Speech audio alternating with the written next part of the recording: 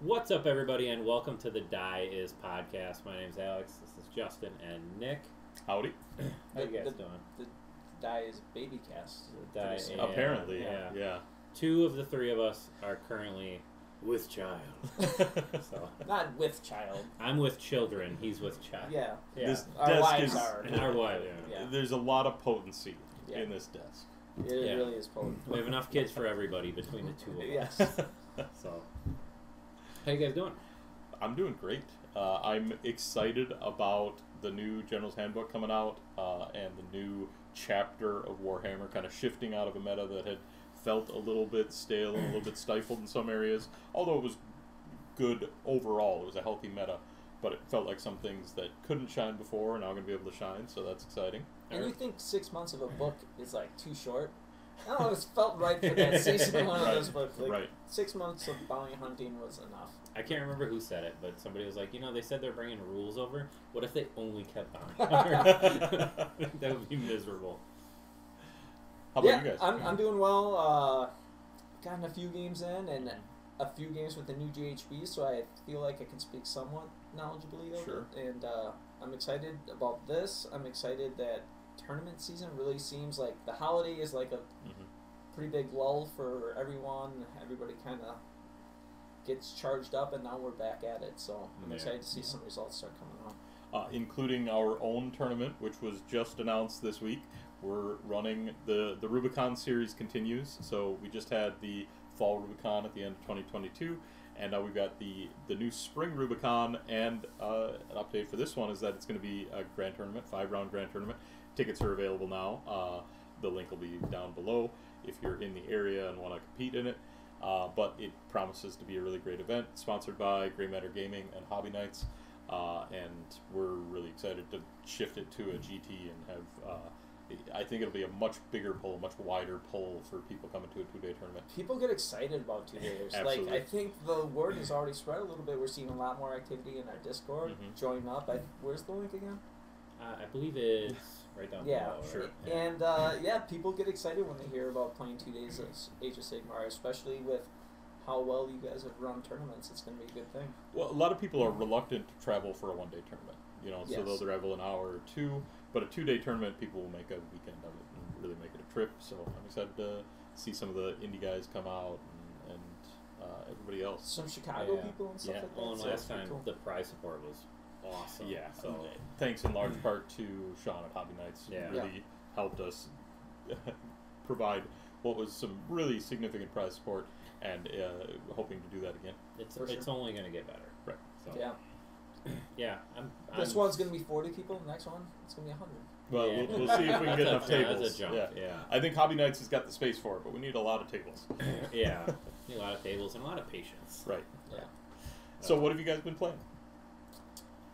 Well, you're like New Year, New Army guy. Yeah. Right. So I have I've dipped my feet into Nurgle Mm-hmm. a little bit, and they've A dangerous place to dip your feet. subsequently Yeah. melted off. Yeah. Yeah. So we've been doing the Road to Rubicon tournament in the Discord, and it's like a paint as you go Yeah, escalation league kind of thing. No, I am not taking part. But is it that if you are playing an army in this Road to Rubicon, do you have to play it in the Spring Rubicon, or is No. that up for? Okay. No, it's a separate event, but it's really meant to help people have some incentive, some camaraderie in Sure. getting their armies ready Yeah, for these definitely. early spring tournaments. Yeah. It made me paint a model, which I haven't There you done. go. I haven't painted anything in a while, so it was nice to do that. But yeah, I've been playing some Nurgle. God, I just love playing something a little different because I've been on order on elves and lizards Yeah. for so long that At least aesthetically, Nurgle's as far away as you can get. yeah. My wife is like, "Why did you pick the gross looking?" And I'm like, honestly, just so that you didn't. And they're nice to paint. They're so nice to paint because you just slap some color on it. And you could, after that slap, you can really get in. Like, if you want to finally detail some plus spots. Yeah, I was and painting get really my after it. I was painting my great unclean one, and there's like really small maggots all coming out of his Sure. mouth, and I was like, I'm gonna paint these. I painted like 4 of them, and I'm like, we'll just pretend like the rest of them Let's aren't. come back to it later. Pretend like the rest of them aren't here. Washes will Yeah. work wonders there. They'll find all the seams and the maggots that you'd miss. Yeah, so I'm just having fun with them in that tournament. Mm-hmm. I haven't really played much other than Magakin, though. Sure. And I'm having a blast with it. So we've gotten some games in on the channel. I played Megakin. I played Iron Jaws, just stuff that I hadn't played in a while and I had fun with. I'm really excited about Ardboy Heavy Big Wild List lately that I've been really wanting to work out with the new GHB. And then Fire Slayers is something that Sure. we've been talking about. I keep saying how good Hearthguard. Nick keeps saying that they're not as good as I think. And I think they're good. I want to try them. There's some delusions of grandeur here. And see how good they end up being. So that's where my attention is. I haven't played Fire Slayers yet. Sure. But Nick and I are playing on Monday, and they are coming out. You've had I'm diving in. You've had a Magma Droth, at least as long as I've known you, sitting on your painting table. We cleaned the basement too recently. It's not clean; it's organized. I got rid of the big TV down there. And the back rooms. The TV has a lot less kid toys. Were there models on top of the TV, or no? It was one of the few clean places down Yeah. there. I'm excited to see your Magmadroth conversion on the table. Oh that you yeah, got, which that is gonna be. it'll be part of our battle report for the next week. But it's a Drokar, I think his name is, from the Archaon model with a Rude Father on it, and a converted head. Looks really, really good. Yeah, I'm super excited. I can actually lose some parts on it in shipping. A couple things broke, but yes, it's gonna look great for Monday. Yeah. So I'm actually split between 3 armies right now, and it's kind of exciting for me. There was a period in between where I kind of wasn't sure where I'd go next, and now it feels like I'm being pulled in 3 different directions. I love what Nighthaunt is in this next General's Handbook, so I'm excited to play them. I love this Slaves to Darkness book and the tremendous variety there, so I've been doing a bunch of list building and theory crafting there and getting some games in. And then for Road to Rubicon, I started painting up my Sylvaneth and getting an army ready there. I'm excited about how it's looking. I'm excited about some of the potential that I think Sylvaneth has. It can do some things to mess with those low wound heroes with the Warsong Revenant, things like that. So as the meta shifts, then the counter meta builds up, and that's really exciting for me. And the funny thing is, in this GHB we've been talking about, and I don't know why I'm talking about this now, but how shooting should be less effective. Mm-hmm. But then now some of the lists we're going to talk about later. They're pretty spoiler, shooting heavy. Shooting heavy. So well, that's the thing is if shooting is viewed as something that's not as much of a concern, then people start bringing targets that are really great targets for shooting, and then shooting becomes valuable again, and that this is the rock paper scissors, right? Yeah. So that's going to be the big topic of our discussion today is this new GHB, the things we like, the things that we're maybe not sure on, and then kind of where we think this will put the meta and some of the armies we think that people should have in mind when they go to a tournament. And we've got 3 sample lists that we're gonna go through later in the program that we think are going to be strong and present in the meta, and maybe how this new General's Handbook affects them. Yeah. So let's get into it. GHB 2022 season 2 or what? How? 2023 season 2, I think. Yeah, it's kind of a weird label for this one, but do they call it Gallet Season 2, or do they? I don't think so. Yeah. Who knows? That's what you have it listed as, I hear. Right. So this General's Handbook, obviously, we'll do a brief overview. It's been hashed over, but it's all about foot heroes, Galatian champions. So this is your 9 wound or under non-mounted heroes. Heroes with companions are okay. They clarified that, but non-mounted heroes, and they've got to be non-unique, which is an interesting wrinkle. So it's your foot dudes, and to be honest, in most armies, foot dudes have really kind of been held back and not seen a lot of play. In some armies, they see play heavily, but they are always a shooting target. So if you've got one that's really good, it gets shot off, you move on. Yeah, and whereas we were obviously concentrating on different rules that aided Galatian veterans last time, which were your foot heroes, your battle line and troop stuff. Now we have rules that are kind of aid our Galatian champions, and then counter rules that kind of you can build against them, right? So, but no shooting's the big thing, right? What we don't see in this, and we'll get into it a little bit more. What we don't see is hard hate Yeah. against these Yeah, targets, that's right? Yeah. The best there is negating some of the advantages they have. There isn't a specifically targeting rule the way we see with bounty hunters, right? It's supposed to be the infantry GHB, and then there's a rule that just counters infantry hard. So we don't have that. And what I'll say, so Galatian champions, I don't think all of a sudden all Galatian champions become great just because they're eligible. But what it does do is it insists, this book insists, that you have 1 or 2 in your army so that you can complete battle tactics along with the game. A lot of the battle tactics, you have to have 1 or 2 Galatian champions to go out there and get them. So you're not going to see monster heavy armies without 1. Well, you'll see some, but they're going to be leaning on book battle tactics. Yes. Because if you do not have a GC, there's only 4 battle tome tactics that you can complete. So, Sons of Behemoth, you get 4 battle tactics out of this General's Handbook. And then you got your book You ones, got which aren't awesome. They're not great. Sons of Behemoth's in a rough spot, but other armies have to look at that as well. You know, if you're running a Stonehorn heavy Peace Claw Raiders list, for example, you'd probably try to slip in a hero where you may not have otherwise. What do you do for tournaments that don't allow book battle tactics? I can't imagine running a tournament Yeah, without book. it's getting discussed a lot right now, but I think if you're running battle tactics, and there's some people right now that are saying maybe we should just scrap battle tactics, but I think if you're running battle tactics, you really have to allow book battle tactics. Maybe you ban a few, maybe you adjust them so that they don't score as well, but a lot of armies are just not going to get to 5 otherwise. So we got a points change along with this GHB, and what I noticed was Darza King was the worst offender for having just very simple book battle tactics, right? Yeah. They changed those to disincentivize. You don't get extra points anymore for a lot of the easy ones. And then Darza King saw like a pretty hefty point increase across the board. They got some discounts on a few things. Yeah. Some hefty discounts on a few things. But yeah, they Marathi definitely went up, right? The core pieces, Marathi, Witch Elves, Both snakes didn't go up though. both snakes didn't, but the snakes that spear snakes They did. So, you know, I mean, maybe that's getting balanced just by point adjustments and stuff like that. And Doc is an army that leans on its foot heroes. Some of the protections they get in this General's Handbook, maybe that helps swing things around. Their general tendency to be really good at battle tactics helps them out. As battle tactics get harder in the General's Handbook, good book battle tactics become more valuable. So maybe there's some balance there.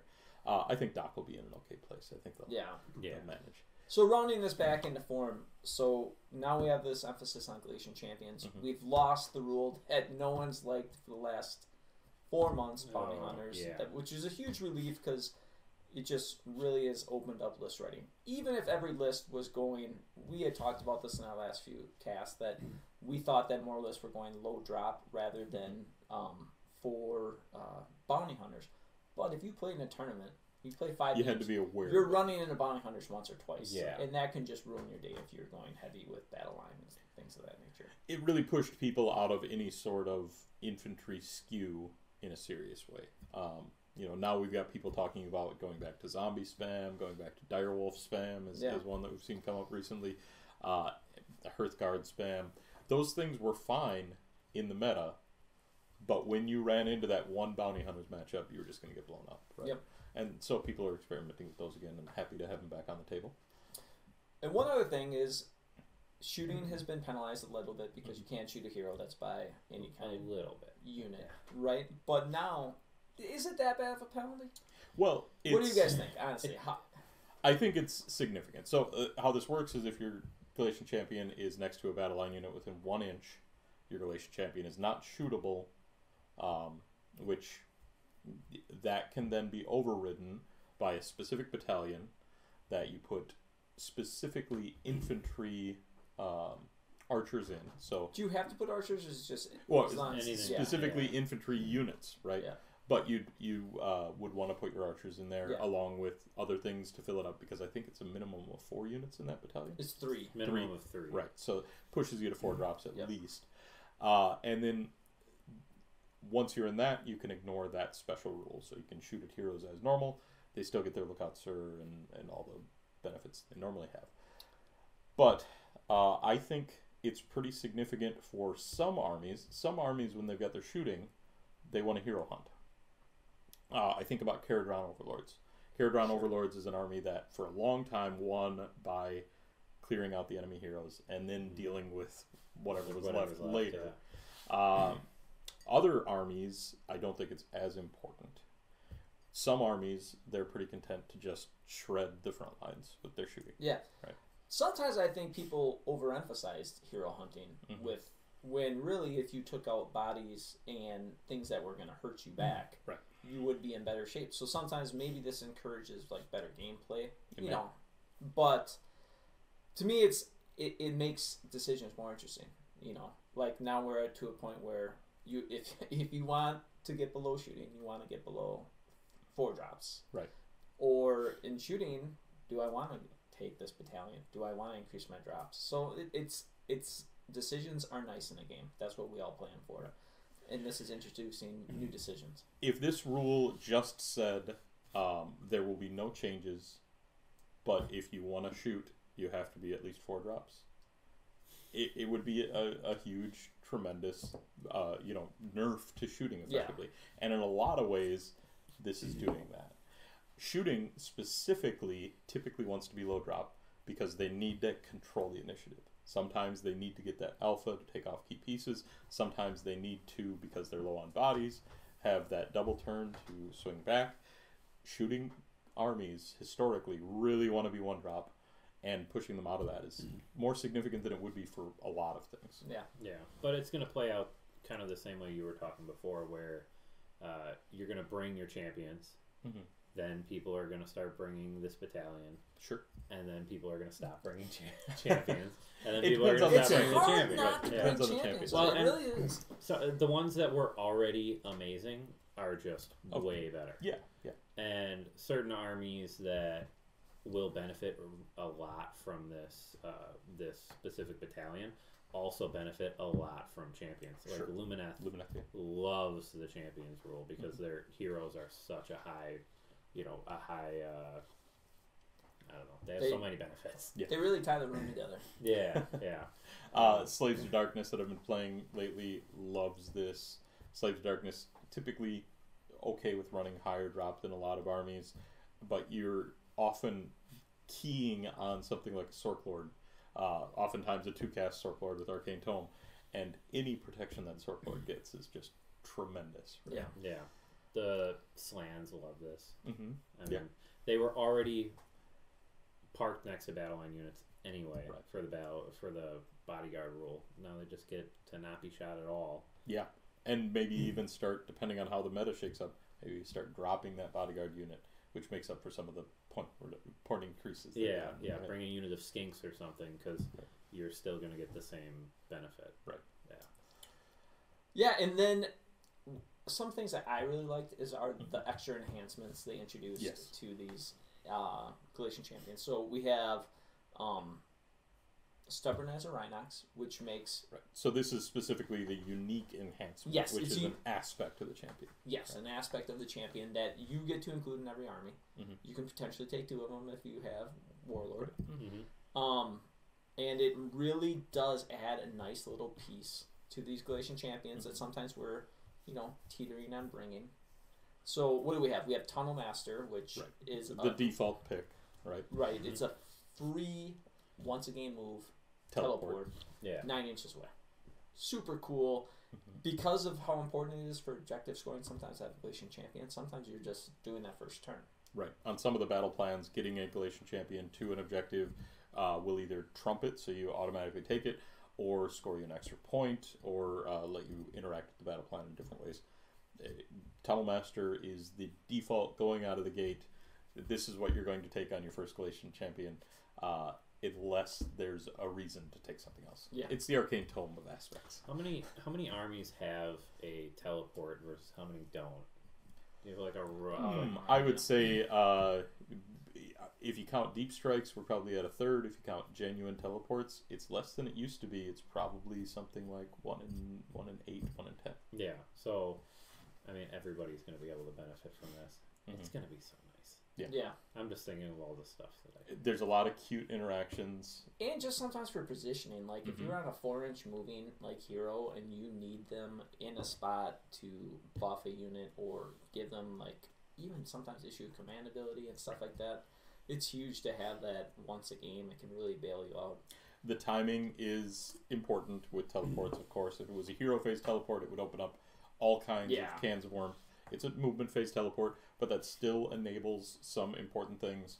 Gaunt Summoners love this, where you can teleport them up the field and then unload their silver tower. If you play Iron Jaws, you're always bringing 2 War Chantas, and a lot of times your Chanta has Go Get 'em beat, so you get them up there. Right.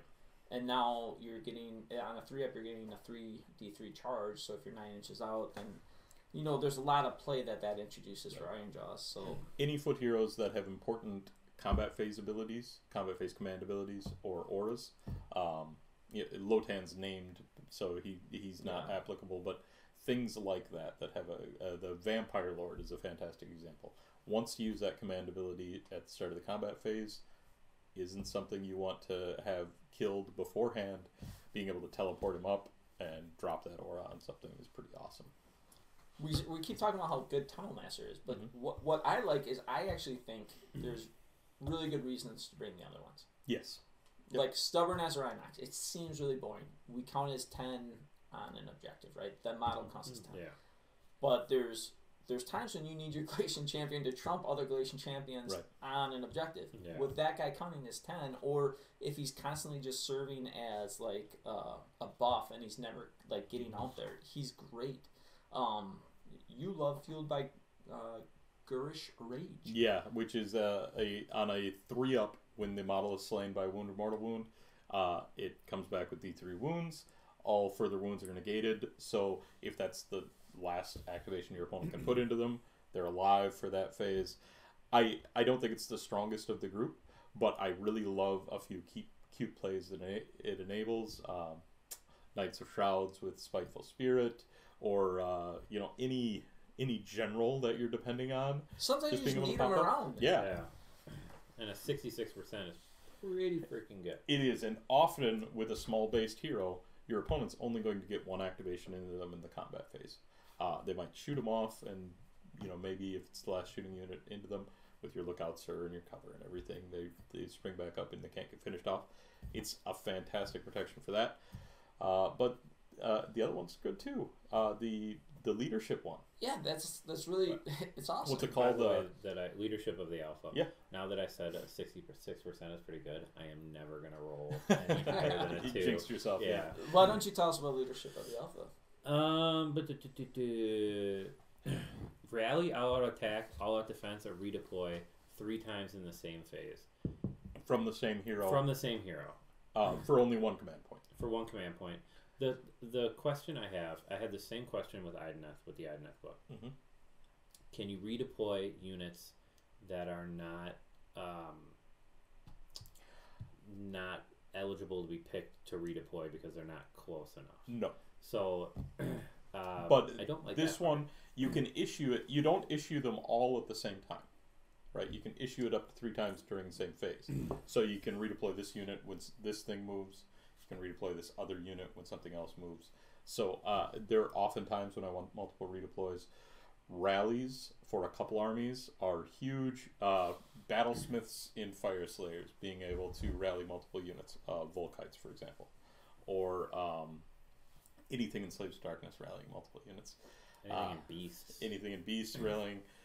Anything rallying multiple units of Ardboys, right? Rallying any unit where you have Daughters a of Cain. ton of guys in it. Like you have 30 things, they're down to 10. You roll 20 dice, you get. It's if you're doing that to 3 units, you're bringing back tremendous value. Yeah, right? I mean, it's just so nice. 4 rules, all of them can be taken, will be taken. What was the 4th one? We missed it, I think. No, we had Stubborn, Fueled, Tunnel. Oh yeah, Stubborn. Yeah. I see reasons to take all of them.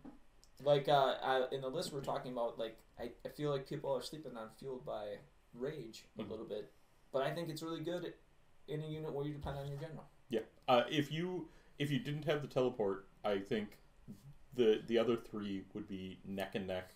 I think the teleport in most situations probably edges them out, but the other three are close seconds, right? In addition to these enhancements, there's some additional artifacts that that only Galatian champions can take. One I'm pretty excited about. Yeah, they're real good. So everybody has been looking for a way. Wargog Prophets. Right. We all love them, right? But you can only All really love make one of them good. One of them great. Right. Now you can have one great one and one good one, right. which is nice. Because now they brought back Griff Feather Charm, which is, it's not a 4-up, it's a 5-up. 5-up ward. 5-up ward. The old Amulet of Destiny, but only for infantry. Perfect, because you don't want monsters getting it. Right. So, so now I'm going to have 2 guys that are going to be staring at people, so that seems fun. The Night Flyer Cloak is also really interesting and really compelling. It's a deep strike for a unit that might not otherwise have a deep strike, and that's really good. You got to deep strike them next to battle line, but that should be pretty easy. And then what's the other one? The Tuskhelm. The Tuskhelm is really good. It's a ogre charge that you can just throw on a hero. 4-up mortals based on. And that's every time they charge. That's every time they charge, which is super good. It doesn't stack with other charge effects. When I first saw it, I was like, slam dunk and Night Haunt, super fast flyers, but it wouldn't stack with Wave of Terror. Tyrants can't be doing mortals on 3s and 4s. That would be do they consider rolling 3d6 for a charge roll a modifier? No, so that's a straight charge roll. Okay. Kragnos can make your Loon Boss do some bomb charges. Yeah, right. That's awesome. So another 3 winners. Mm-hmm. Yeah, I don't think the Tuskhelm makes the cut most of the time. This is still a world where Arcane Tome exists, so do these beat Arcane Tome? Generally not, but they're good, right? They're interesting, they're compelling, and I like this idea of our generic enhancements becoming more of a rotational thing instead of a core rules thing. And more targeted. Right. Whereas, because Griff Feather Charm, released unadulterated, all of a sudden is everywhere, and you might see a monster mash meta again. But targeted at Galatian champions, it's all of a sudden pretty. I'm frequently not taken, but corner cases you're going to find a way.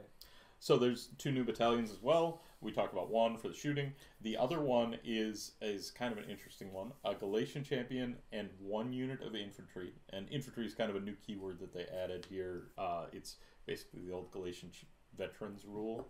Those are now infantry. Yeah. So a Galatian champion and 1 unit of infantry, and they can chain fight.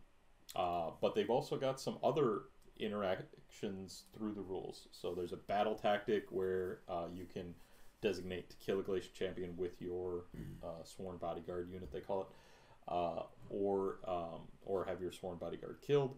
And then there's a heroic action that leads on being able to chain fight in the hero phase. In your turn, specifically in the bottom of the round. It's very conditional, but there's some interesting interactions there with the bodyguard. That's not, to me, that's not a build around me type thing. That's, I have an odd number of heroes. Right, I'm at 4 heroes. Right. And you know what? I'm already 10 drops. Right. It doesn't hurt. I'm going to throw that in. Because it's so conditional, it's hard to plan on being next to anything in combat, because Age of Sigmar is pretty killy now, so typically things die. I think there are a couple places where this elevates from conditional to a real pick around your build. If you have a foot hero that has unconditional strike first, this becomes a slam dunk, because you throw a unit in there with him, and that unconditional strike first means he can chain activate with that other unit and pull them into the strike first. That's pretty nice. I don't know how much of that there is around. I know there's some once per game Quicksilver draft. I think from Stormcast can do it. There's some around. The old Demon Prince would have loved this. Yeah, really, right. Yeah. But was the old Demon Prince 10 wounds? The old Demon Prince was 8, I think. Okay. It was under 10.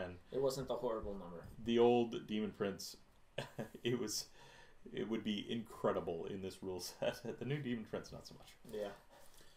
Can you chain that with things that you can already chain combats with? Like if you have to activate 2 units at once, then you get your champion, your sworn protector, and then the second unit? It depends on the wording specific rule. But Lumineth, for example, with this battalion, could have 3 activations. They could go unit of Wardens, and then their Galatian champion, and then the other unit of wardens, that's Sworn Bodyguard, chain activating. So 3 activations instead of just 2. Take it and increase your drafts. Yeah, there you go. Yeah. Anything that pushes Lumineth out of 1 drop, Yeah. we're pretty happy about. Yeah, I feel like 1 drop's still pretty good. So when we look at this, it's a bunch of things that are available for foot heroes. It's one big thing that incentivizes foot heroes because they can avoid being shot, right? Yeah. And then the battalions are, one of them is taking away one of those advantages, but not specifically penalizing them. It's just getting them back to the status quo. Yeah. Yeah. And then the other one, again, incentivizes foot heroes. So we look at this and we say, there's a lot of reasons here that you might want to take a foot hero where you might not want to otherwise. And then we get to battle tactics. And you say, oh yeah. Yeah. Really want to take foot heroes for the battle tactics. 4 of the battle tactics didn't change from the last General's Handbook, and I like that. I like the continuity there, being able to have some grounding in that. Some of them are kind of ones that we rely on a lot. Desecrate, we use a lot. Yeah. But then others that made the cut were ones that we don't use as much.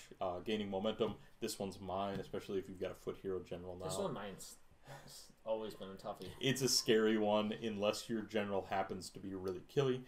And then we lose Against the Odds, which was your early turn 1 slam dunk. So that's going to put a lot of armies kind of in a weird place in turn 1. What I'll say is, I haven't researched this hardcore, but what I thought I've noticed when we played is that they've made territories fairly big and fairly close, so that terrain is a little bit easier to get to on the first turn for Desecrate. I agree about the close. They do have some interestingly small deployments, though. Yeah, And, like L-shaped kind of. And then there's one battle plan now that has an 11-inch gap between deployments, which is kind of crazy. Iron Jaws players love it. Yeah. But we're not. There's people that are going to do the battle plans. Yeah, we don't have to go through Yeah. in depth, but just say that it's a good set. I think there's 2 that I generally won't want to see in a tournament out of the new ones, and then they kept 6, and out of the 6 they kept, there's probably 2 I won't want to see at a tournament. Do you guys like the new battle tactics, or are you? You know, I don't mind them making battle tactics a little bit harder. So we go back to monster battle tactics. There was a bunch of layups. Yeah. Right. Just a ton of Hold layups. hands and run. As long have as a monster. It was their Have first. a Yeah, it was their monster first try. Yeah. So At a everybody GHB. always got all their battle tactics Yeah. as long as they were around. Then I will say about them though, there were 2 of the battle tactics that you really relied on were dependent on killing a specific unit that you picked at the first, and those are always inherently failable. yeah. But yes, otherwise very mixed. So go back to that GHB. Those were very, I would say, easy. Mm-hmm. Then we go to this next one, and when we first looked at it, we were like, damn, this looks a lot harder than what we just had to deal with. But I think after we played it a lot, you kind of got the order down and you kind of figured out, yes, there were some failable ones, but you could really frequently get 4 out of 5 to 5 out of 5. Right. Yeah. And that really was dependent on how long can I put off taking Against the Odds. Yeah. If I have to take Against the Odds turn 1, I might not get all 5. But if I've got something else I can do there, I'm probably going to get to 5. And now it's like we could have some real separation in the game where, in scoring at least, where you might only you run into turn 3 and 4 and you're like, even turn 1, sometimes it's a real hard decision. And then you're looking at turns 4 and 5 and you're like, this could be tough. One of the trends in the battle plans, without digging too much into them, is that I think there's a lot more concentrated fighting in this group. And I think that concentrating the fighting, having a slog in the middle, is going to put more emphasis on the primaries. And so battle tactics are maybe going to take that secondary role, Sure. which is maybe where they should be.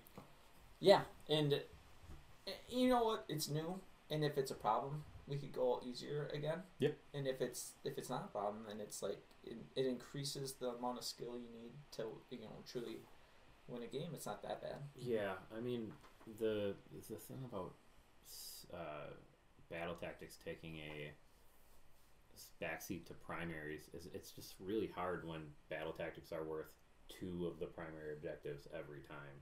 Yeah. Sure. But I guess if you can deny them as If- well as you can get them. If I'm scoring hold 1, hold 2, hold more, and you're scoring hold 1, and I'm getting my battle, and you're getting your battle tactic, I'm not. We're even. Yeah.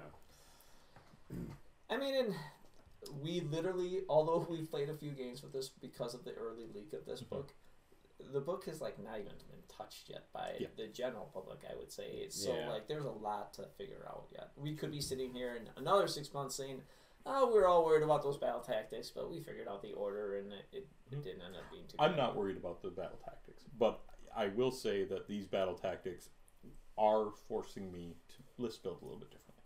And to look at your book battle tactics. Right, and I'm list building in a way where I feel like I'm going to get my battle tactics, and I'm not worried about them as a result. But if I picked any random list that I ran in the last GHB, they might not be there, right? So yes, I'm looking at book battle tactics, but I'm looking at my list and saying, okay, I'm going to get these 3 from the core set of the battle tome. I'm going to get this one because I've got a Galatian champion to do this specific thing with Tunnel Master or whatever it is. And then I'm going to have to get 1 from my book. Yeah. Right. Or I'm Daughters of Cain and I'm saying I'm going to get 2 from my book. I don't need to worry as much about that extra Galatian champion one. But at some level in the list building phase, this set is really pushing you to take a look at what you've got.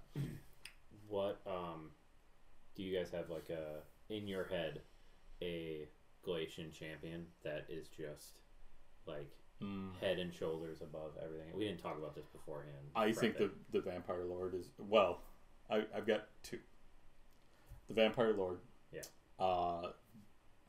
Giving the Vampire Lord any kind of protection from shooting and the ability to teleport is really, really good. The Vampire Lord loves these things. And the Vampire Lord is one of the most killy elements of a Soulblight army when coupled with something like Graveguard. The second one is the Ogre Tyrant, who was already on the upswing, was already in a fantastic place, and now has a little bit more. I mean, along with the Vampire Lord, I feel like the Necromancer goes like hand in hand with them. Like, and the Necromancer already had really good protection. 3-up pass off is very good. Sure. Vampire Lord had none of that, right? Right. I think a big thing though is like, you're not necessarily going to see new Galatian champions. Mm-hmm. You know what I mean? You're just going to see some get better, some see maybe a little bit more consistent play, but in general, I don't think that you're going to see lists that run out 6 Galatian champions that are super like heavy, because they just... I think you'll see some new ones. When I look at Stormcast, for example, Stormcast, the Knight Zephyros is now a slam dunk, a teleporting, simple Galatian champion that can just get on objectives and score points. Yeah. The Knight Azeros and the other winged version where they've got the super fast movement, same reason. They're useful. Having some shooting protection is nice, but they are fast Galatian champions that can just score you battle tactics. Sure. I think that style, specifically fast Galatian champions, that might not have been viable before suddenly become viable. Sure. I was really hoping mounted units or mounted champions could slot in there so I could bring my whatever the Lumineth, The Lord Regent. Yeah. No one is sympathetic. The problem is that I play things that everybody hates. Yeah. You do. One of the things that seems a little bit frustrating for me, frustrating is the wrong word, but as I'm doing my list building, it's hard to slot in named foot heroes that I might have had in a list before, because they're not getting these benefits. Yeah. They are, everything that an unnamed one is, can't take an artifact, can't take a command trait, and now can't get all of this as well. Yeah. So unnamed ones, they're going to take backseat for me for a while. Yeah, for sure.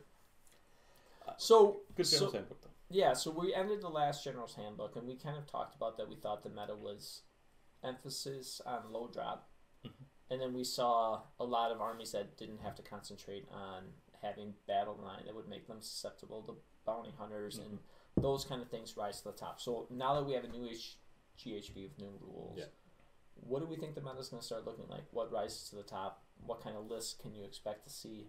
And I think we brought some examples of stuff that we think maybe keep in mind when you're going to your next tournament. The first thing that comes to mind is that if I'm going to face a new meta that's leaning on Galatian champions, and a bunch of people are depending on those Galatian champions to get their battle tactics. I want a way to kill Galatian champions. Yeah. Whether it's shooting and the battalion, or more likely, if it is the ability to pump mortal wounds out of the shooting phase into those champions, or deep strike into them, or some way to interact with those Galatian champions that my opponent has. And there's a couple armies that do that really well. Yeah. So do we want to talk about some of the lists we brought? Yeah, so I would love to talk about some lists. Yeah, so Justin, you've got a list here. I had mentioned that I kind of thought that Iron Blasters were just were not so good anymore, and this is a list that a lot of people are going to say, I've seen this list. This list is dead. I think Iron Blasters are still okay. Yeah, and I Hot think take. the thing is, this list is still okay. Mm-hmm. So, Iron Blasters, they may not be shooting heroes anymore, really, but they do a dang good job picking off units of stuff from far away. Mm-hmm. And often, Iron Blasters had that hero sniping capability, but their real output was when the lines came together. Yeah. That's when they get the extra shots. So, and little secret boon in this GHB. Okay, so this list loses an Iron Blaster. That sucks, right? Not good. But it also loses a drop because you could only ever get 2 Iron Blasters in the battalion. Now you only have 3 to worry You can only about. get 1 Iron Blaster. Right, but you bring 2 battalions, right? So now you're at a 3 Now drop. you're 3 drop, which is now, like we talked about before, the 4 drops that are, might be proper shooting. Yeah. And you really depend on, now I don't know how good Gruesome Trophy Rack is. It will be good for shooting monsters, but it's kind of lost some of its hero shooting bonuses, but you do depend on that at times to take off a monster. People still play a lot of monsters, so you need your general to hold that as long as possible. Fueled by Gurish Rage might keep your Butcher around a little bit longer. So Frost Order and Stonehorns are awesome. They are hard to kill, and they get all over the board. You have, now I didn't necessarily agree with these Noblars going up in points, but they're still 2 of the most effective screens you can have in the game. The Noblars are paying for the sins of the Iron Blasters. Yeah. So what can you do with this list? This list hopes that it can give away first, because you need to get into it, and you can't get through 2 Noblar units easily. So if you come into it, now you're turning on the best shots of the Iron Blasters. Iron Blasters can also shoot long range, so if you try to sit back and just not do much, hey, we got stuff going on with that too. So Iron Blasters are not dead. This list so much loves when you come into that Noblar screen and stop there too. And then you turn on Blubbergub Stench and all the Iron Blasters and the Stonehorn bomb it and then do their big charges. You love it. And this list isn't in a rush. It's gonna let your opponent dictate how it needs to play. So, this list was amazing when the book came out in November. It is now suffering a little bit from the original sins of a low price Iron Blaster and stuff like that. But it's still gonna be really good. I think people are still gonna play it. People might not play it because they lost an Iron Blaster, but I think it's still really good. You should play it, and you should be prepared to see it if it comes up in a tournament. And I think there's a lot of small variations on this. I think you can go cheaper battle line than the Lead Belchers. At some point, you can work in that second Frost Lord on Stonehorn. That's going to be a little hard to do because Lead Belchers are the cheapest battle line you can have. But are they? Yeah. Or are the Frostmanes? Yeah, the kitties. Yeah, then you're penalizing yourself with breaking the guy gen. You Yeah, there's stuff Noblars, you can do. right? You can do. You got Noblars. I've seen the list with 2 Frostmanes or Frost Lords and 2 Lead Belchers, and that is a strong list. Yeah, and then you could also, if you're not into the whole Frost Lord thing, you can drop them down to like some Gluttons that still do work, or Iron Guts that do work, and then you have maybe room to put another Iron Blaster in, or you can drop a unit of the Lead Belchers and bringing in those other 2 battle lines, and all of a sudden you have more Iron Blasters, you have more stuff to do. So this list is still going to be around. Yeah, and still going to be strong, and you love to see Foot Ogres doing well. Yeah, for sure. So another list that we talked about is one of Alex's kind of favorites. It's been a boogeyman of the meta for a long time. The more things change, the more they say the same. Yeah. Right? So here it is. So this is a pretty typical Helon list that you've already seen, other than the fact that the Wind Chargers, which are now just a bargain at 130. I don't know if they're a bargain, but they're a lot better priced at 130 than they were at 155. I think. And Wind Chargers ignore ward saves. Is that Wind Chargers ignore ward saves? okay? Yeah, but they have a 12-inch shot, so they really got to get up there. But they're fast enough to do it. They're your forward screen. Helon, I think, is the thing that changes in this list from maybe the old style list, right? They were often Sire. Yeah, and I mean, double shooting with any, like we were talking about before we started recording, this kind of list is just going to throw your Sentinels kind of forward so you can get your double shots on your Helon. Right. Why isn't this list taking the shooting battalion? Because you want one drop.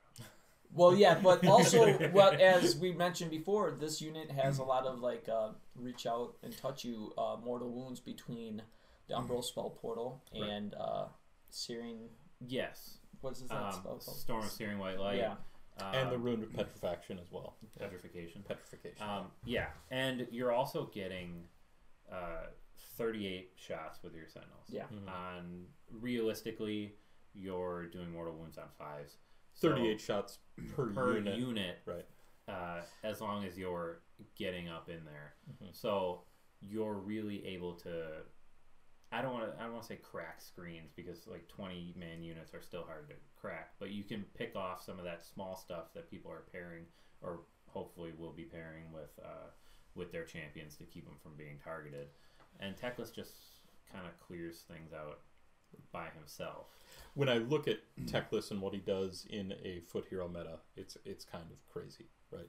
You just take he's almost like a sieve, right? You dump the enemy army into the sieve, you shake it around a little bit. There are no foot heroes that make it to the bottom.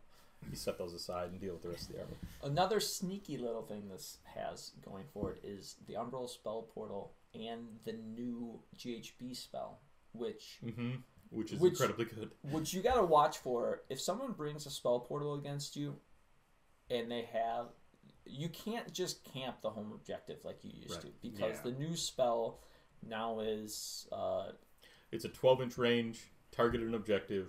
Every unit within 6 inches of that objective on a 4-up takes D6 mortal wounds. Yes. And so a lot of times you could easily have 6 units. Yeah, just especially turn 1. Yeah. What we're used to, a lot of the past GHB and past meta has been you block up your castle on your home objective, and then you're going to operate from there. And if you do that and your opponent can reach out with the spell portal and just bomb that, it's trouble. And that's definitely happening with Teclis. Oh, yeah. Well, and the Venari Lord Regent being there, too, you have the ability to do the greater power of Hish, so you can save your casts from your Sentinels and your Wardens if you're casting that, to be able to throw that spell portal 36 inches either way to get it as close to Teclis as you can. So just something to consider when you see that combo on the board. Your castle should not be on the objective anymore. Maybe just a guy on the objective. There's some variations here that I think we might see. Working in a Lore Seeker. Lore Seekers, I think, are really good in this General's Handbook. I mean, they were good before, but extra good now. But I think there's going to be some variety here. With the Sentinels, you can easily run them as a 30 and a 10 instead of 2 20s. That is variety. What you're not going to see variety in is the heroes, right? Or Kevlar. Or the fact that Sentinels are coming. Yeah. I mean, there is the potential to run something like an Enlightener. Yeah, Enlightener can't be good. targeted. Yeah. It's a 2-cast wizard for 170 points that can fork off, God, I'm trying to think of the spell. Speed of Hish. Speed of Hish or something like that. And having a 2-cast wizard, I mean, in this army doesn't really amount to as much as it would in an army that's running 1 wizard, but the Enlightener by itself is still pretty good. But what you're often going to want to do here is Speed of Hish a unit of Sentinels, or teleport them, get them up the field within close range of that shooting, so you'll often do the 30 block for that reason, so you can concentrate more with that one spell. But if you use an Enlightener to double it on both units, and then have the Wind Chargers with their incredible speed be up in front of them. So they get up there, they shoot with double the shots. On your opponent's turn, they charge into the Wind Chargers, you unleash hell with double the shots, and then on your turn, you shoot with double the shots, and then unleash hell with double the shots. So Lumineth is still super fun to play against. Lumineth will be strong. I think Lumineth, and specifically Teclis's anti-hero hate, is going to give them a lot of play in this General's Handbook. Yeah. A lot of no fun. Lumineth is fun fun. stuff. Lumineth is in a way better spot to play against Yes. than it ever has been. No hate for Lumineth anymore. I mean, maybe sometimes. I'll find right? it. It's just the hats. I'll dig down. Yeah, It's just the hats. It's the hats. And then one list that you're all about. Yeah. So I think Slaves of Darkness, like I mentioned earlier, just gets stronger with these rules. And Slaves of Darkness, I think, was already a strong book. One of the things that you get, brushed on earlier, was an extra heroic action. If you're going second in the turn, in your turn, you get an extra heroic action. What we've seen that play out like in a lot of our games is that extra heroic action, you maybe don't have a use for it, or maybe you're healing something that you wouldn't otherwise heal. Maybe you're rolling for a command point if you're already fine to Stowering, but sometimes you just don't have a use for that second heroic action. But Slaves of Darkness always does, right? Because they've got book heroic actions. And then they've got foot heroes that do a lot for the army. The Sork Lords are going to give them the 3d6 casts, and you already want a double caster doing the 3d6 cast, so protection for shooting is great there. Chosen are incredible. They're insane. Yeah. My advice against Chosen is stay away. Sure. Run. Yeah. So this list is leaning on them. This is host of the Ever Chosen list, running 2 blocks of Chosen, and in this specific list, they're kitted out with Slanesh, Banner, and Undivided. And Undivided doesn't get a lot of attention yet, but I think it's going to start picking up traction. What does Undivided do for them again? So what Undivided does is it makes them an Eye of the Gods unit. Every unit of Chosen gets to roll on Eye of the Gods table once at the start of the game, but being Undivided specifically means they can roll anytime they kill a hero or capture an objective. Or they can have Chaotic Conduit cast on them to let them roll on the Eye of the Gods table. And then having the Undivided Banner, the Ensorcelled Banner, lets them roll 2 dice and pick 1. Which is dramatically increasing their chance to get the 2-ish good results on that table that you really want. You really want a 6 to improve their rend by 1 and start stacking up extra rend on your Chosen, which is what they need. Turns out. And then... Is that still good? Yeah. And then getting a +1 to charge is really good. Getting a 2-up Spell Ignore can be really good in some matchups. So those Eye of the Gods rolls on the Chosen starting to stack up and getting the extra dice on them can be really, really compelling. So I like the Undivided Chosen. And then a Nurgle block here. This could be Warriors, it could be Knights. With the Chosen, I think I like the Knights a little bit better because you want the ability to get in and start tar pitting things so your Chosen can then come in and start mulching things on the sides. This Host of the Ever Chosen gives you 2 banners. This would be a Warlord to give you a 3rd banner, so the Exalted Hero of Chaos is there. And then a Soul Scream Bridge along with 2 units of Corvus Cabal. What's the Soul Scream going to be bringing to the party? Well, the Soul Scream in this specific list, it can either give you an Alpha Strike with the Knights, or it can give you a really nice redeploy with your Chosen once they're stuck into combat. Sure. The Chosen, sometimes, because they're slow, they can get out of position. They never get stuck into combat, though. Well, they don't get stuck into combat. They can get into combat and then need to kill something on the other half of the board because they've cleared half. Right? So I love the Soul Scream Bridge for a full redeploy and then the ability to just tar pit with those Nurgle Knights right out of the gate. And the Corvus Cabal are sneaky good. They were fantastic in the last General's Handbook because they could deep strike and get barge through enemy lines. Yep. Barge through is gone. However, they are a battle line, unconditional battle line in Slaves of Darkness. They can deep strike. And because they're battle line, they protect foot heroes. Corvus have another rule on their War Scroll, which says that if they are in cover, if they are on terrain, they are not visible. So if they are in cover, they can't be shot, and the hero beside them can't be shot unless your opponent's in that battalion. So you can have a Sork Lord, get them on terrain, deep strike the Corvus around them, and say, you cannot shoot this Sork Lord unless you're in that battalion. Which is amazing. This is the kind of list that makes me absolutely desperate to be in that battalion because I feel like the best chance you have of beating this list is to be able to deal with the heroes that are providing so many of the buffs that make the rest of the list really hum. Be in that battalion or be able to pump out mortal wounds. Yeah, Tech List can handle this. A Warsong Revenant has some play against this. Nighthaunt just beats this. It's truly, yes, Nighthaunt has some built-in play against this, but it's truly impressive how difficult it is to deal with the Chosen. Yeah. How good they are when they charge with 3d6 and they have the Slanesh mark to give them an extra attack, and then they're doing all those mortals. You're going to see lots of Chosen, I think, in this new GHB, and you have the option to ignore them or figure out another solution to them because they're going to be around. Soul Screen here is it's always sketchy to throw something 9 inches away, but your Slanesh Chosen, even if they didn't hit a bonus charge on their Eye of the Gods roll, are at +2 to charge. One from Slanesh, one from the Musician. Your Chaos Knights can flip a charge dice to a 4, so they are typically going to be charging, they're going to hit that 9-inch charge something like 60% of the time with a reroll, because you just need 1 5 out of the 2 dice, and they flip the other one to a 4 to make that 9-inch charge. So they've got play out of the Soul Screen Bridge, and it becomes this waved approach with these hammers where you throw the Nurgle Knights in.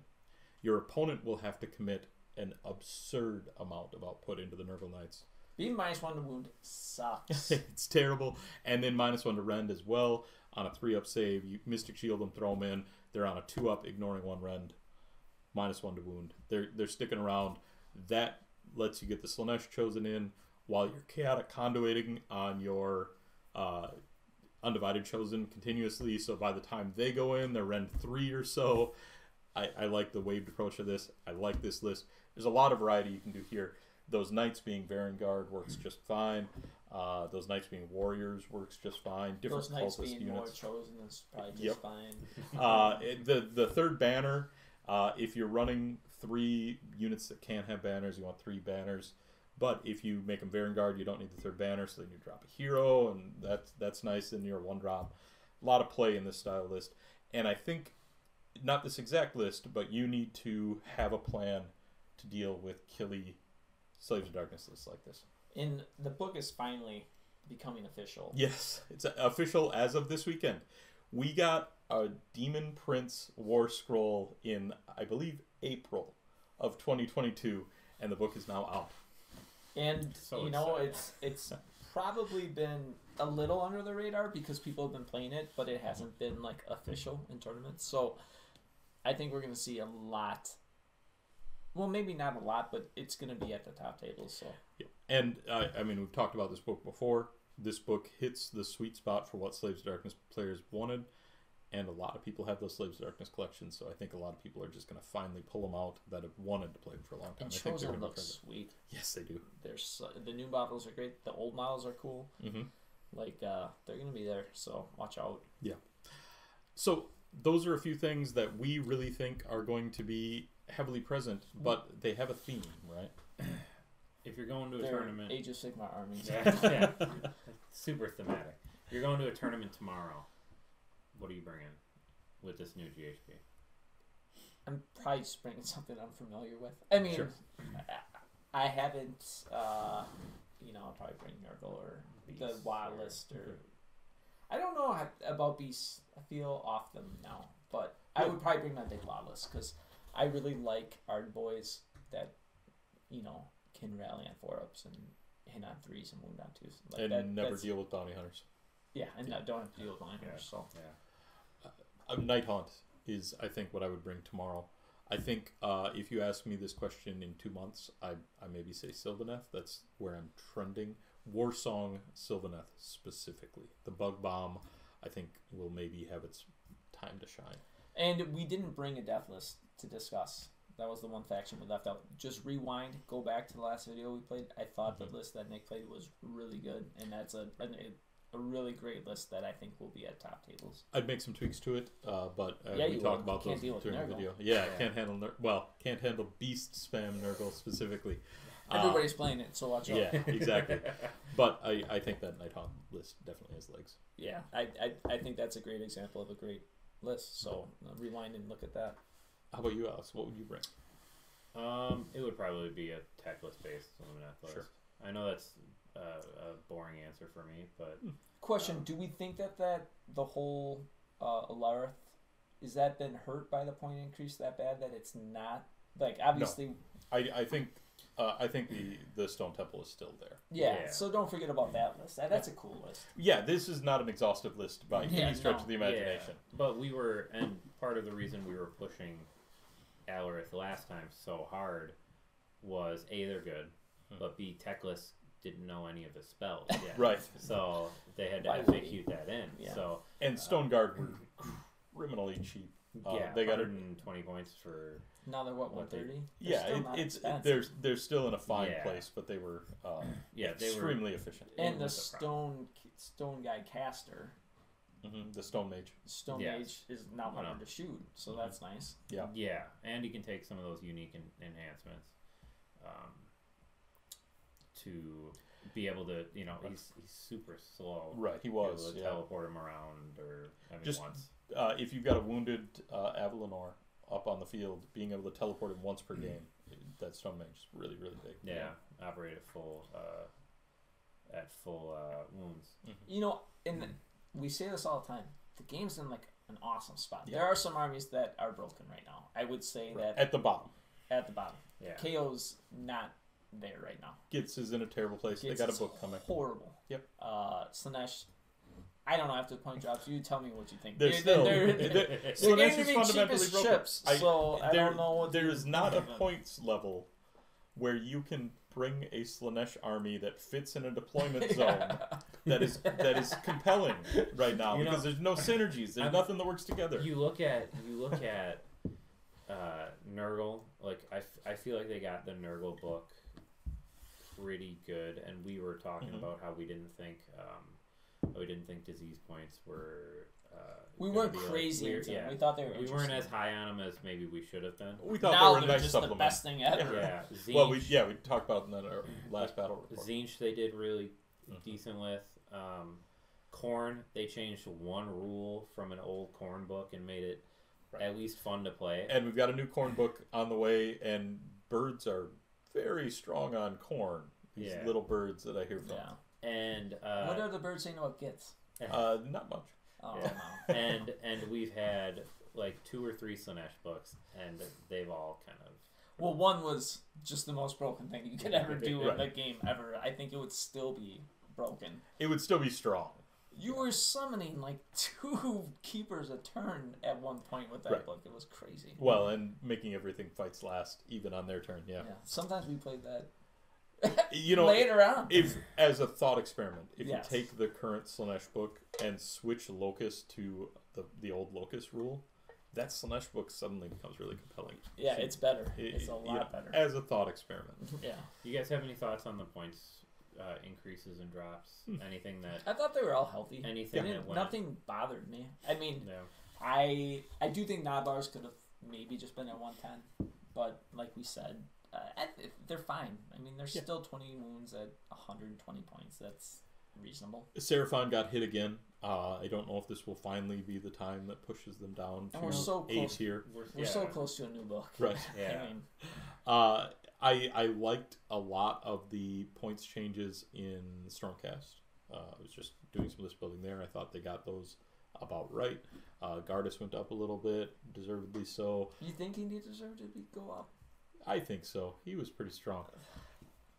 Praetors are now down at an appropriate level. Protectors and Retributors are in a good spot. Fulminators went up a little bit. I think they did a good job. I'm surprised to see any red in the KO section. KO deserved it a little bit. Navigators were something you could pretty happily run like 4 of. I thought IDK got some decreases that at the end of the day aren't good. I think the army could become interesting just because of the book change and now Thralls are all of a sudden back on the table. Yeah, but Leviathan dropping 40 points. They need to drop like another 40 though. Oh yeah, well, they were what 360 in the last book or something like that. I could see if you just, I would say straight 400 at Leviathan. They're only 16 wounds, and they go fast. The 2-up save and they've got strong shooting. They've got strong melee. in the 440 range is probably a good spot for them. The Eels, I think, could easily be at 160, and no one's gonna freak out. Yeah. They're at 180, I think, they're at 180 now, and I think that they're still not where they need to be. Sure. We were talking. I thought I had built a nice list with the Echelon Guard being a screen. The Echelon Guard are so bad right now. They're in a rough spot. Yeah. The rule that they wrote that they can't benefit from cover and they can't benefit from stuff like a 4-up save is just not that good for 180 points on 12 wounds. It's just not good. When it used to be ignore Ren, they were great. Yeah. But making it an ethereal makes it a little rough. Yeah, but I mean, I can't disagree with anything they did. I don't know that it solved some of the problems with some of the armies that just aren't performing right now, but they also have a new GHB, and you can't overdo it. And then I think Fire Slayers are going to be really good. Agreed. I thought what they got was nice. I thought Sylvaneth got a lot of nice stuff. Yes, Sylvaneth getting 30-point reductions on the TLA and the regular Tree Lord, and then 20 points on Durthu. Awesome, right? Scythe Hunters went up 10. That's fine. And then the war, there were some minor increases and decreases here and there, but I think Sylvaneth being able to run significantly more big trees. Yeah, is really it's nice. really cool. It's weird to look at Seraphon, and they've been hit so many times. How many nerfs have we had to the Seraphon book at this point? And they're still fine. Right. They might not be great anymore. I don't know. I don't play them. I think people are. There's general Seraphon fatigue. I think. I don't think this is going to move the needle as much as. I believe the Skink Priest in the book. Correct me if I'm wrong, but I think the Skink Priest in the book was printed at 60 points. What is he now? He is double that number. Just a clean 120. But he was 120 before this. Right. Update. Right. So the salamanders were printed at 80. And that doesn't sound right. And whoever thought what are they now? that was an okay number. 150. Sure. So they're almost double. And even Bastillodons. Like I swear the last 4 points adjustments we've seen, Bastillodons have been touched every single time. Well, the Arc of Sotek has been. Yeah, the Arc of Sotek. This is the first time that they really bumped that up. But they were. But the Solar Engine has been. I mean, I bet you it was printed at like 180 or 200. No, you probably look, but I mean, but they're so close to it. I'm honestly kind of surprised they even bothered, because that book is supposed to be what, springish. Well, they didn't. They haven't announced that book is. Kids need so much help, by the way. Yes. God, I hope they don't screw that book up. I mean, they haven't really screwed up Every edition books. Third edition book has been a banger. IDK maybe not a banger. I think it's a banger. So this is a hard one because this Bastillodon was printed with 1 war scroll, and then they broke. Sure, the Arc of Sotek has actually gone down like 50 points. 220, but you could tell that there was an obvious disparity between Arc of Sotek and Solar Engine. Engine of the Gods at 300, like. It's still one of the. It's a unit that can summon. It's a unit that can heal. It's a unit that can targeted mortal wound, or just like blanket mortal wound things within 12. And it's still an effective Stegodon. When it was printed, it had the priest keyword, but the priest keyword didn't mean anything. Yeah. And then it got an entirely new role.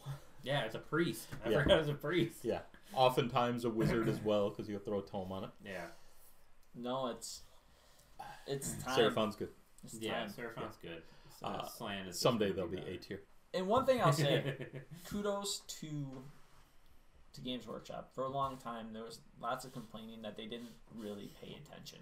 Mm-hmm. And now they pay attention. Mm-hmm. At least they might not pay as good of attention as like 3 geniuses like us. Sure, we can argue with some points, but they really seem to care now. Yeah, and like they are putting out articles, they're putting out videos that discuss their thoughts, what they're paying attention to, and stuff like that. Mm-hmm. That's a great direction for the game, and these books have all been good. In the past, something like Iron Blasters could have come out and sat around for a year, 6 months at least, and just dominated and been oppressive and made people extremely unhappy.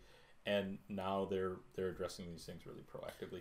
love to see that. Yeah, it's nice because we run into that conversation where it's like I don't want to buy a whole army and then the points all go all crazy in 3 months and then I gotta buy all new stuff. But this has made the game so much more fun that I just want to get more stuff. So I'm like, I'll try that now. Looking at Pterodon Chiefs at 70 points, like maybe I'll build some Pterodons and run little units of Mortal Wound bombs. I will say that I think this is maybe the hardest time to start the game that I've been around though. With rules, you're saying? Yep, the rules churn is it feels like constant, right? Keeping up on your FAQs, keeping up on your points, keeping up on your entire General's Handbook and all of your battle tactics, all the goals of your game, pivoting. And yes, you can say new players shouldn't need to deal with that if you're doing practice games. But new players are ultimately playing, or often playing, so that they can be part of a competitive scene or play competitive games. And getting into that right now, very, very challenging, I think, in a way it hasn't been. New players are also, though, building and focusing on one army. Yes. And we don't do that. Right. Yeah. We have a lot of armies. Our attention's spread and we devote a lot more time. But, yeah, I think that's fair. I also think that the game still isn't at such a competitive level where you can't, in 6 months to a year, if you play enough, be 3-2-4-1. Well, right. We see people recently coming from other games that are 5-0ing in the first year. Yeah. You know, doing tremendous. I'm saying even just like a new player that really just Yeah. plays a game a week or something like that, they're going to get there pretty quick. Well, I've been playing games with my brother and kind of teaching him the game, and you know, he's an avid gamer. He understands games, but this is new for him, and you know, he plays me close. Yeah. I have somebody coming over next weekend who wants to learn how to play. Right on. It's an amazing time to start. Yep. It's like I said, I think there's a lot of challenges in the game right now, but it's a growing community and a fantastic community and a great, well-balanced game right now. And a community that you can join right down below. Thanks for joining us again. We fooled them again, guys. Mm-hmm. Yeah. It is way past my bedtime. Yeah. Yeah. Thanks everybody for joining us. Of course, join our Discord if you're in the area. Get to our Rubicon if you can. If you're not in the area, there's hotels around here. Yeah. People can stay in my basement. Throw us a couple dollars on Patreon. Who knows? Let's get wild. Let's get wild. And you know, join us next time when we have a video. Thanks everybody. Thanks.